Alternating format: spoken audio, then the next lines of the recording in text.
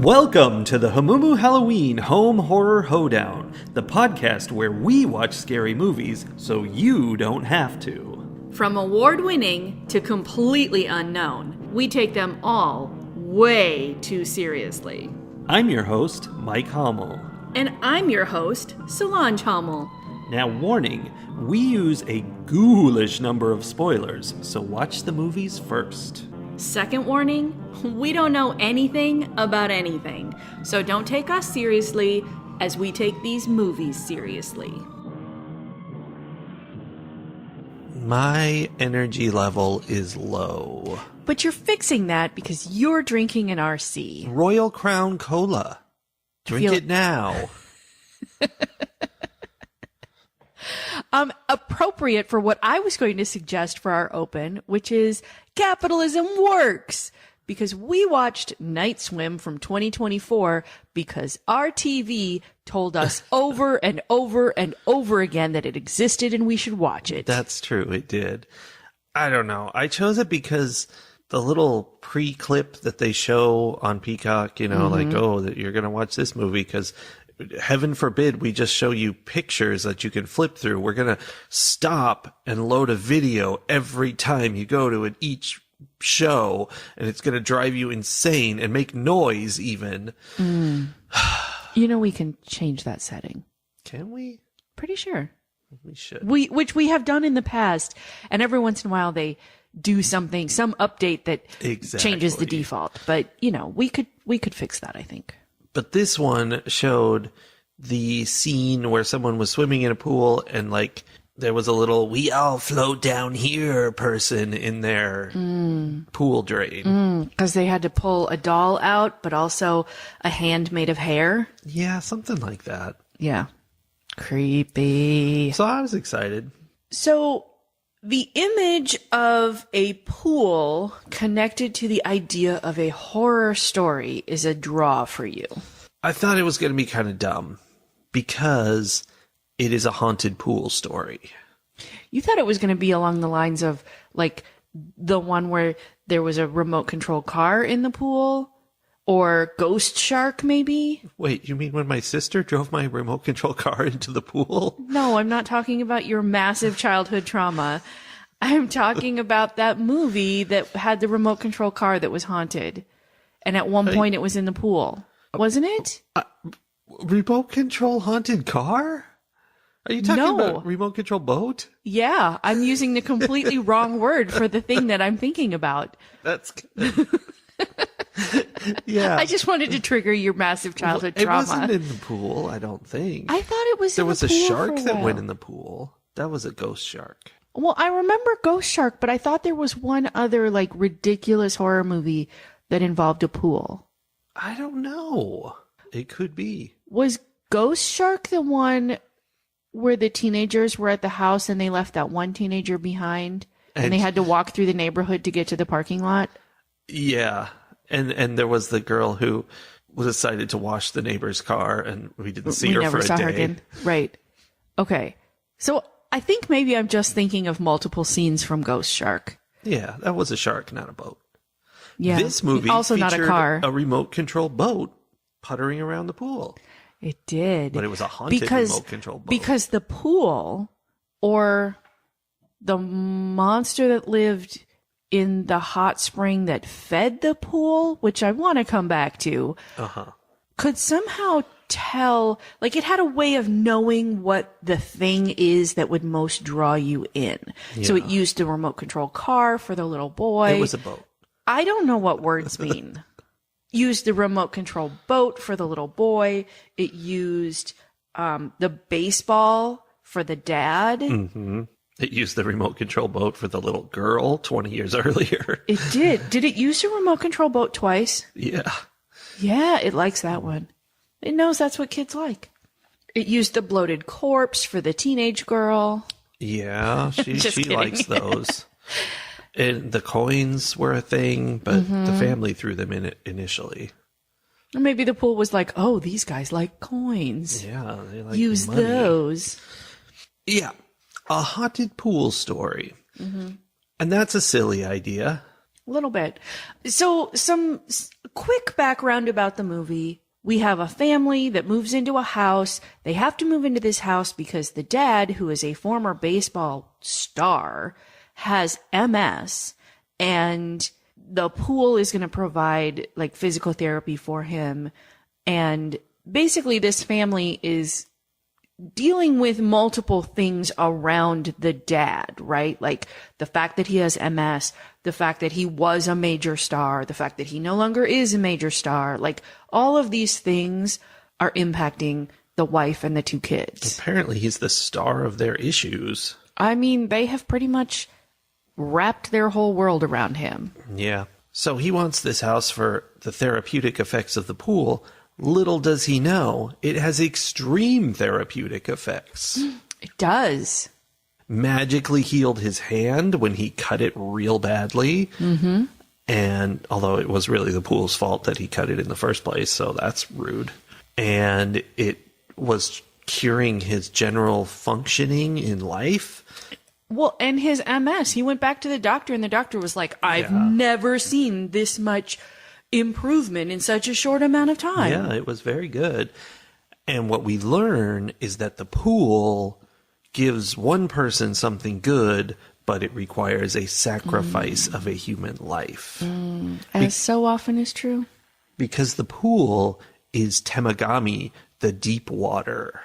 Yes.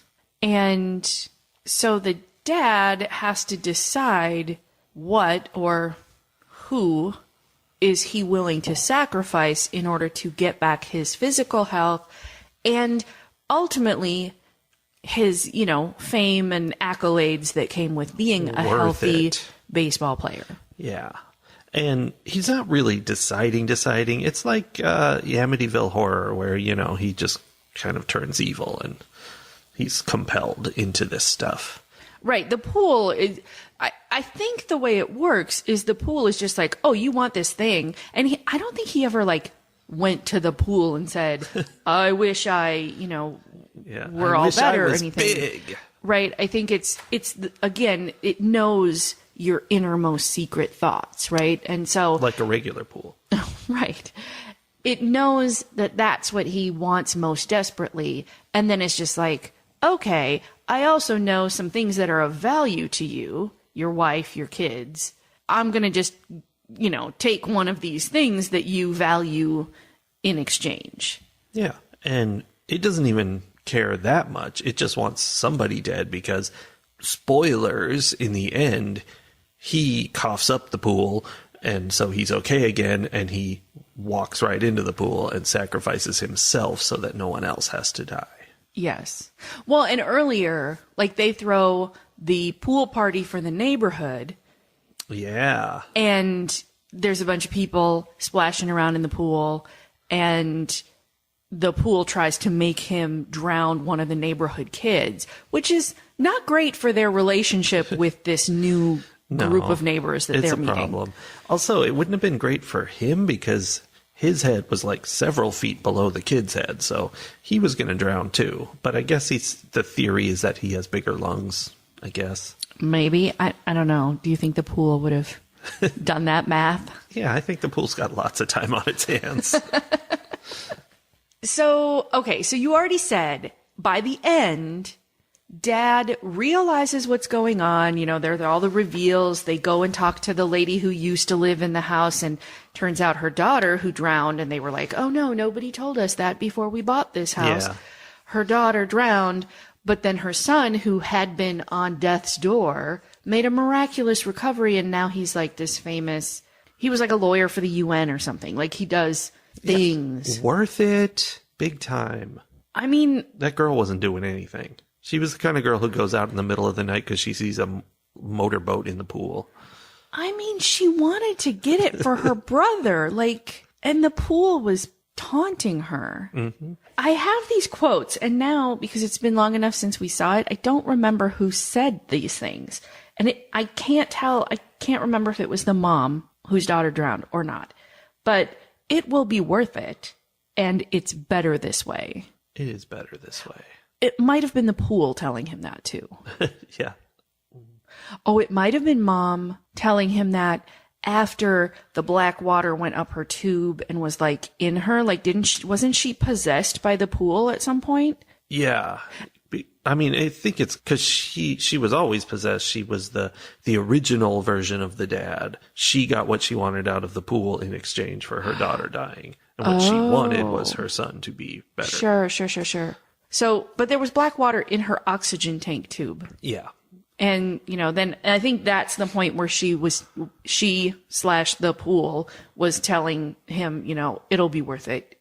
Just go along with this. Oh, it's fine. It's good. You want to play baseball again. Yeah. It's everything's fine. Cool. Let us kill your family. But before all that nonsense, the pool murdered their cat. And there was no reason. They didn't get anything out of it. It was just like, I need a snack. I take cat. Yeah, that's weird. That the only reason for that to happen is for the story, because like there needed to be some hint that there was something going on, but that they didn't know what. Yeah. Because why? Although the cat definitely knew there was something off about the pool and kept trying to tell the people, like was hissing and would stay away from it. So maybe the pool was just like, you're a tattletale, right? I'm going to get you.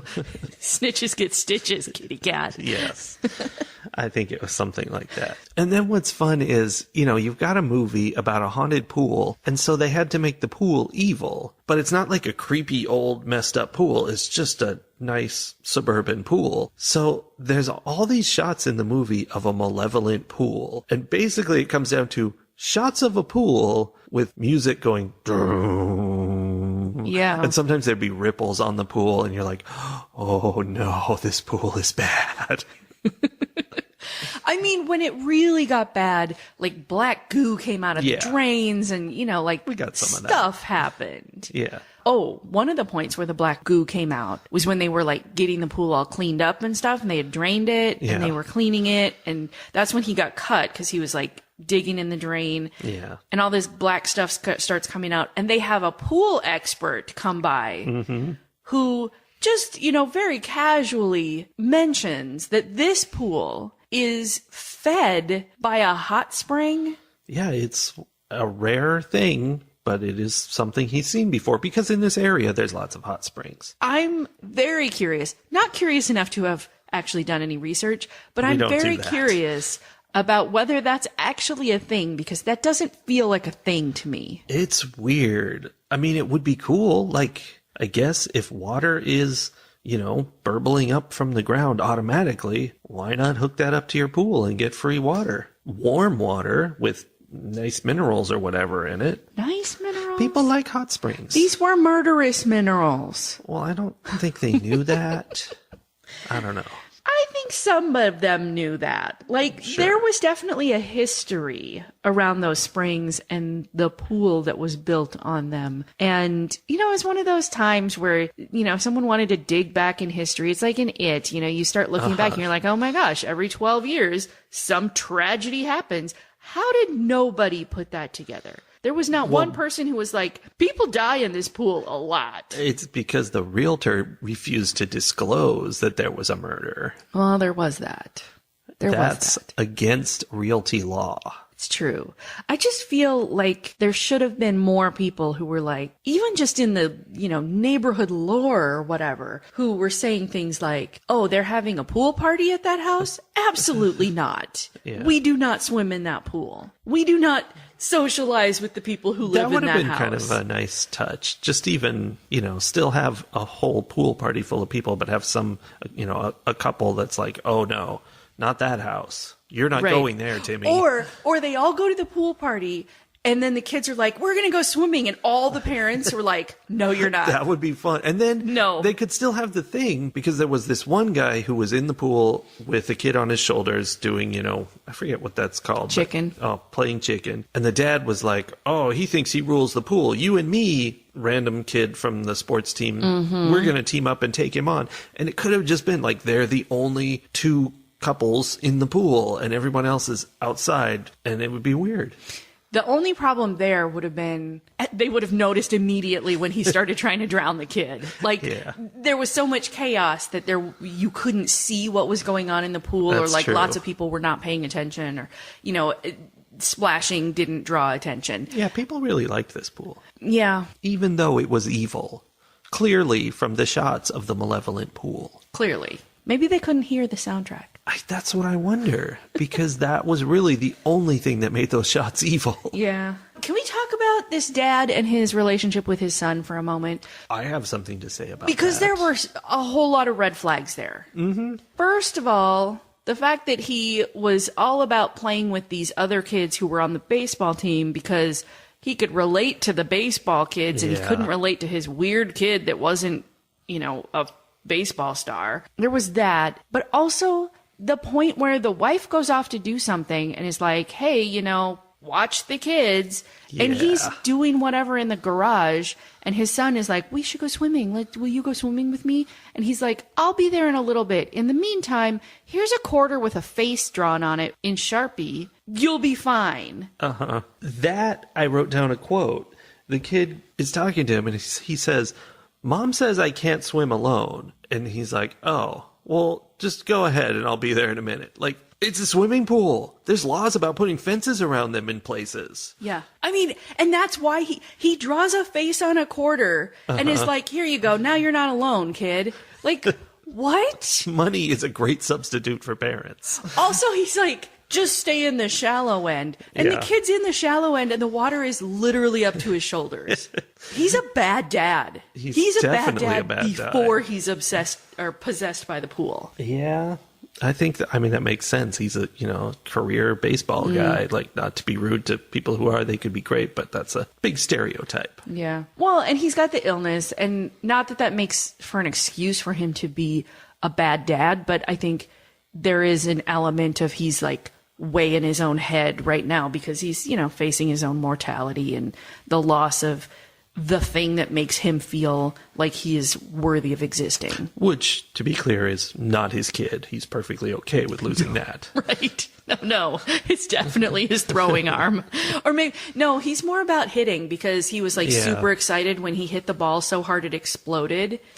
Because apparently that was the pool being like, dude, if you let me have your kid, here's what you can do. You can really awe the little leaguers. Yeah. Weird. He also has a teenage daughter who her form of rebellion is to not be into baseball, but instead to become a swimmer with the Christian Lake Trout swim team because Lake Trout is the this is the high school mascot. Yeah, the high school mascot. Classic. Christian swim team. Yeah. Huh? You swim for the Lord. I guess. Didn't seem to save her. What they from do. The bloated corpse. No, but they part the water in front of them and then they could just run while everyone else has to swim. It's a huge advantage. It does sound like a huge advantage. I feel like that should be in the news more often. Well, there aren't a lot of Christian swim teams. Apparently not. At one point, the dad asks his wife, this is the weirdest question. He's like, what makes more sense, that the pool is helping us or that it's haunted? And I'm like, well, I mean, it would have to be haunted to be helping you, right? Right. It's like, it's not it doesn't do things. It's a pool. Your question is somewhat flawed, sir. There were some weird leaps of logic or those moments in horror movies where people just accept that a supernatural thing is happening and then react accordingly. Or not accordingly, because there's a part where the kid is drowning in the pool and the mom and the daughter are both trying to rescue him. And what the pool is doing is pulling the cover over the pool. Like, oh, you're not going to save him. I'm going to cover it up. And it's just like the crank is just turning on its own. The cover is moving. And they're sitting there trying to fight with it, like physically restraining it, which makes sense. I mean, you'd have to, but it felt like they're acting like, this darn thing again. Let me stop it. Like the ghosts are always closing the pool. It's just, you're fighting something that shouldn't even exist. This is a big deal. Yeah. But I guess they were caught up in the whole rescuing the kid thing, which I'm not sure that the pool cover was really their problem. They should have stopped fighting it and just grabbed him, because even if the pool was covered, they could swim to the edge and squeeze out under the cover. I mean, the pool definitely was grabby underneath too, The pool was bad. And it got really, really deep at times. That was my favorite part. Same. Good. The shots where you're like, way fathoms, it seems, below the surface, and they look up and there's just like a little blue rectangle up at the top. Yeah. Yeah, that was cool. Those were my favorite bits, and I was like, that's cool. It's like it's just going on forever. I don't know. I like it. But then you come back up to the surface and the other people in the pool have no idea. Like, yeah, they're like, you they were did gone not for 2 experience seconds down there. Yeah. Yeah, that was pretty cool. I do have like a mild fear about pool covers. Oh, yeah. I think that's right. Because I feel like there was maybe, and I grew up in the northern Midwest, right? Like very few people I knew had pools because they're really hard to maintain, you know, especially you don't have an underground pool in cold, you know, where you have winter for all of that time because it's so hard to take care of. Yeah. And an indoor pool will just destroy your house. Like, the humidity is terrible. Yeah, we know. We tried that once.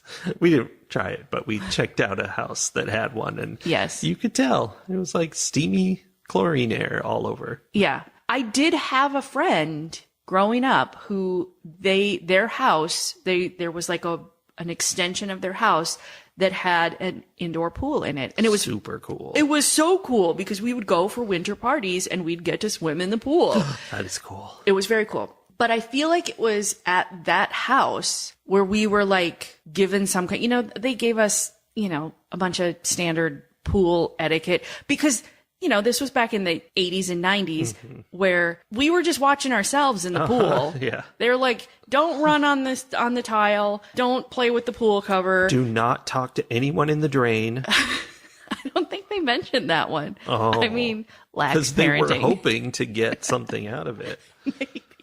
You know, they would give us like this standard protocol and like look after each other. And then they'd go have their party and we're like having our kid party in the pool. It's amazing nobody died. But I feel like part of that lecture was talking about like, you are absolutely not allowed to put the pool cover out in any way. Yeah. Like you don't go on the pool cover. The pool cover is not a toy. You can drown if you play with the pool cover. That's always been what everyone says. Oh yeah, that's like way in my head. Yeah. Like pool covers and quicksand are the same. They are. And I have had equal experience with both of them as an adult. Yeah, I've had some experience with pool covers, but I didn't violate the rules because they make it very serious. Okay, so you grew up in Southern California with an underground pool. Yeah. I shouldn't say underground. That's not the right term. Yeah, in-ground. Was a grotto. Underground would be cool. Yeah. Except people would definitely drown in there. No, you grew up with an in-ground pool. Did it have a pool cover then? Sometimes. It was many, many years we didn't, but then there was some point for several years where we had a big cover. Our pool was kidney bean shaped, which made the cover insane and really hard to put on. Oh my gosh. Covers are heavy. So, yeah, we had that and we didn't really play with it. It was rarely on. The one that my friend had was a big rectangular pool, and they had the pool cover on one of those crank things. Yeah, we had that. Just like in the movie. And I was like, I'm glad that pool cover was never haunted. Exactly. They also had, because their house was 2 stories, so the pool room was like just had a really high ceiling. So there was like a ladder and a balcony. Wow. And we were allowed to jump off the balcony into the pool. That's terrifying. Right? With no adult supervision. Yeah. It's a good thing pools magically heal people, or this would be a huge problem. Yeah. Okay. So anyway. Ratings. Like you said earlier, this was a weird movie, but I think it was weird in a way I kind of enjoyed. Like, it was surreal in the sense of, it's like when we watched all those series of movies where it was, you know, something possessed, you know, the possessed bulldozer, the possessed, you know, remote control boat. I used the right word. Yeah. You know, that was actually a movie about a real boat. It's just that they used a remote control boat because it was... Oh, man, I forgot about that. It was low budget. So, like, it feels kind of, like, ridiculous in that same vein, where you just start with the premise of, what if this completely innocuous thing was trying to kill you? And then what would life be like? And it's very like lighthearted entertainment in that sense, because I'm like, I'm not afraid of this, but it's kind of funny to watch like this thought experiment play out. Yeah. So I enjoyed watching this movie, and I don't know that comes across with all of the things I've said so far, but it was fun. It was goofy. And there were some moments of like real family emotion around some of it. Like it was very fleeting, but there were moments, and you know, the whole dad and son struggle to bond kind of situation. And early on, the parents are at the doctor's office and going through the trauma of knowing that one of them is going to die, right? Has this illness that will inevitably lead to death at this point. And they were like, "Doctor, if we give you our son, would you fix it?" No. Only the pool. Only the pool. No, the doctor says to them, you can build a good life together. First, you have to let go of the old one, which really is the premise of the whole movie, right? The fact that dad couldn't do that is why the pool was able to be like, oh, you really want that back? I gotcha. Yeah. I gotcha. Yeah. So like that struggling of what happens when your personal dreams disappear and you have to become a completely different person in your 30s. What happens when the love of your life is diagnosed with a terminal illness? And, you know, there was just a thin layer of that I enjoyed.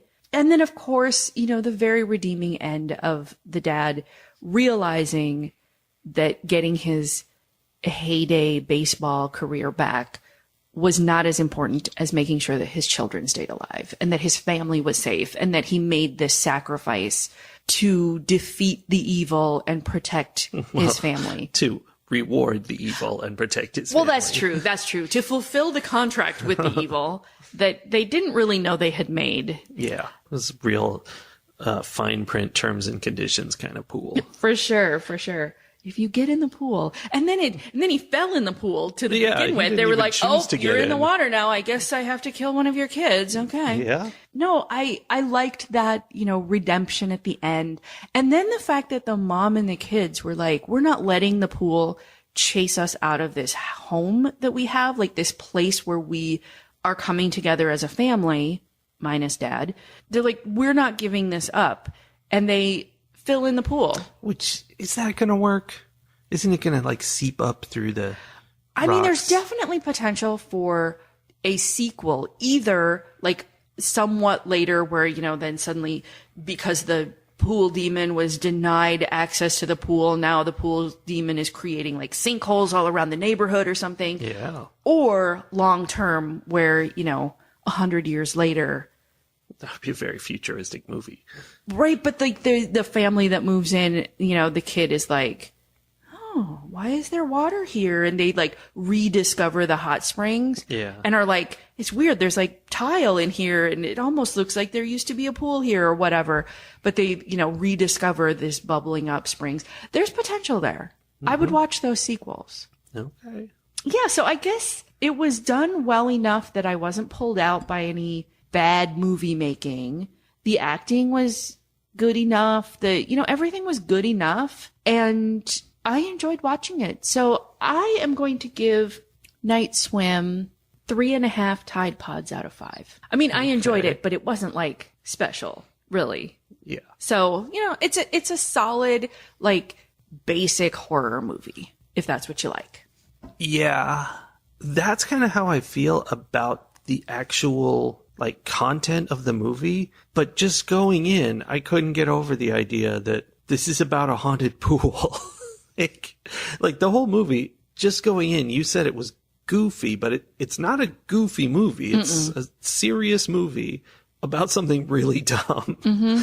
And I don't know, it's like they did their best with such a stupid idea. And the thing is, it's not really a stupid idea. It's perfectly reasonable. If things can be haunted, then, hey, you know, this evil ancient spring, and that's how your pool is filled. Sure, there's evil. Like, that's a story, but it sounds ridiculous when you make it about a swimming pool. Mm-hmm. And the whole time, I was kind of laughing at the movie just because of that more than because of the reality of it, which was kind of a serious horror. Can I make a connection here? I know I'm interrupting your review, but a connection. How dare. To because they took the premise that is kind of goofy and made it serious. Oh, yeah.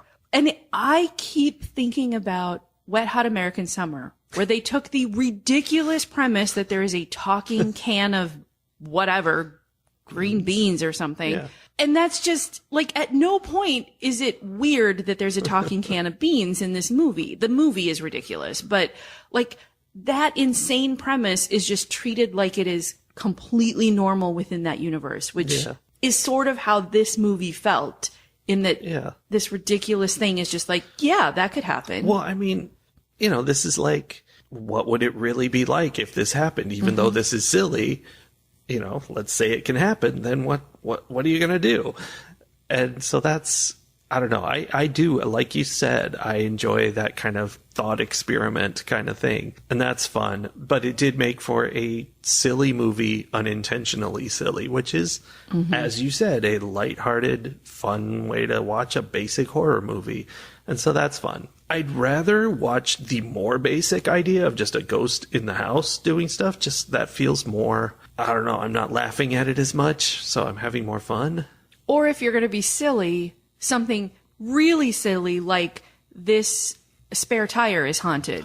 Yeah. But also, on that note, this movie could have gotten really silly. I keep thinking, I hadn't thought of this until I reviewed, but I keep imagining the pool, in the end, closing like a mouth, just chomping somebody just to end it. And that would be fun. If it just got out of control, that would be real fun. But they didn't. They took it seriously, which is less fun. So anyway, I'm going to give it 3 Tide Pods out of 5 because I think it makes for a decently entertaining time, but it could have gone crazy and been fun, or it could have been a less ridiculous idea, which would be fun in the sense that it would be a serious movie worth watching. So it kind of failed. It's in that middle ground where it didn't really go anywhere. Well, and it goes hard toward the very seriousness every once in a while, with the hair hand drain monster. Yeah. That's Asian influenced horror imagery there, or the bloated corpse that comes up. There was some pretty dark imagery that came in on this ridiculousness. Yeah, we didn't discuss that there's a whole bunch of ghosts hanging around the pool, and people keep seeing someone and thinking it's somebody else they know, but no, it's just one of the ghosts, and I guess those are the people that the pool has killed, so I don't know. One of my notes was actually that this movie feels like mixing a U.S. haunted house style movie with with Asian style ghosts. Yeah, some of that. I do say, though, the shots of being deep, deep underwater and looking up and seeing the square of the pool above, it was so good that it was wow, this is primo. Just those moments. Good job. Good job. All right. Well, we're going to end there and prepare for watching our next movie so that we can come back next week. Prepare. Yes. Very thoroughly. Are you going to go in the pool? No, it's really cold. Also, we're under tornado watch all day. Yeah. So maybe not. I might get caught in a spout. That would be bad. All right. We'll be back next week. All right. See you then. Bye. Bye.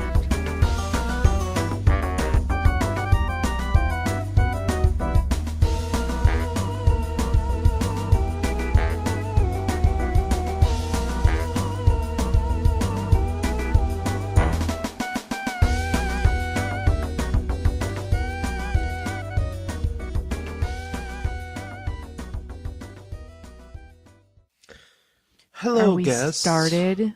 We're talking over at each the other. Same time. Friends. Enemies. Really big.